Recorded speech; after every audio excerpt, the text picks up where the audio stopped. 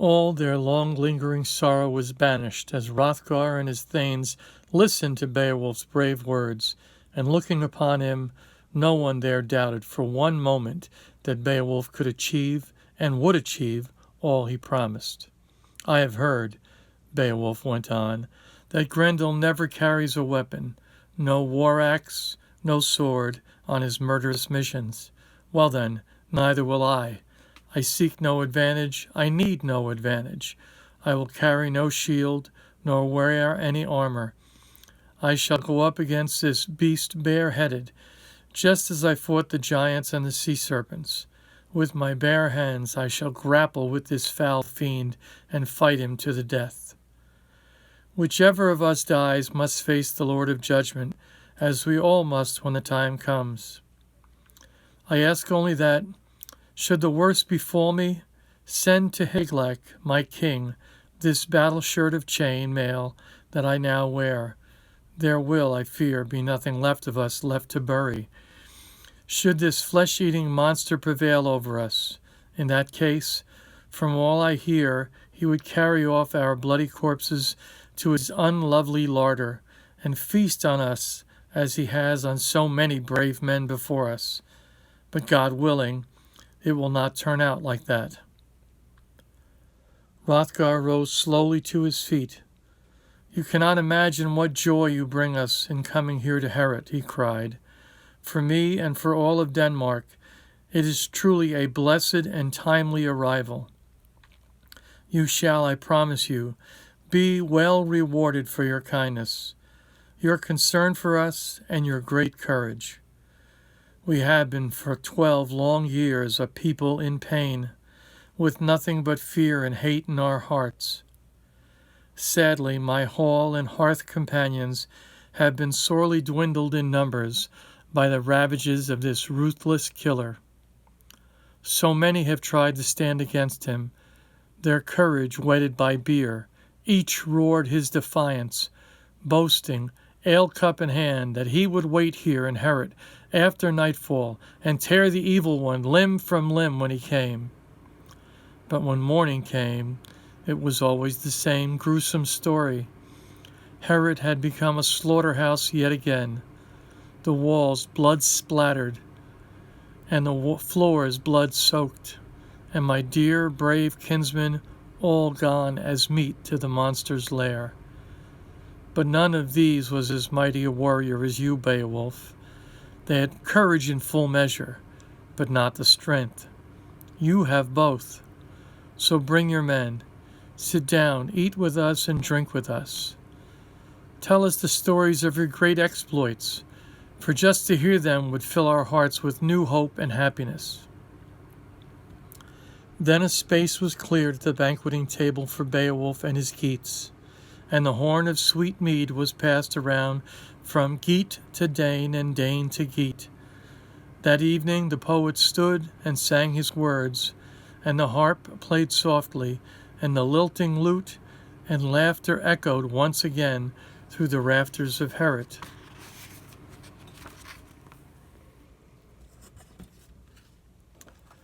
There were, it was true, some envious looks cast at Beowulf and his Geatish warriors, and some envious words too. Among the Danish thanes, a few did not care to be outshone in this manner, and felt their honor threatened. Some challenged Beowulf openly, questioning his proud claim that he would succeed in this fight where they had not, especially, they said, if he faced Grendel unarmed, as he had proposed he would. Stung at these insults, Beowulf spoke up strongly in his own defense. "Do not worry yourselves on our account. We'll soon show this monster Grendel's strength, courage, and a firmness of purpose he has never met before. Just because you have failed, don't imagine for one moment that we shall do the same. We are made of sterner stuff than you think. Mark my words, by daylight the reign of this terror tyrant will be over. We have come to do this, and with God's help we shall achieve it." The more Hrothgar, that kind and generous king, that great father, protector, and shepherd of all the Danes, heard, the more he hoped, and then believed that Beowulf could better the beast that night. Doubts disappeared, and all envy too, as the harp music rose to the rafters and laughter echoed once again about the great mead hall. Bearing the precious treasure cup, Hrothgar's queen came now to Herod to meet these Geatish heroes, to greet them and honor them. But to the peerless Hrothgar, her husband and her beloved, she offered the treasure cup first, and afterward gave the cup to each of them, irrespective of age or rank, for she was always gracious and kind to all. Then to Beowulf she came, glittering in her regal beauty, her arm rings glowing gloriously. Offering him the cup, she thanked him warmly, and the good Lord who had sent them, for coming to nobly to their aid. Accepting the treasure cup and her thanks most graciously, Beowulf rose to speak. We have come here, my lady, rowed and sailed our way across the surging seas for only one reason, to carry out the wishes of great Hrothgar, your husband and king, and our friend and perfect ally, to accomplish this death of this Grendel, and end forever the terror that stalks this place and all your people, or to fail in the attempt, and so meet our end.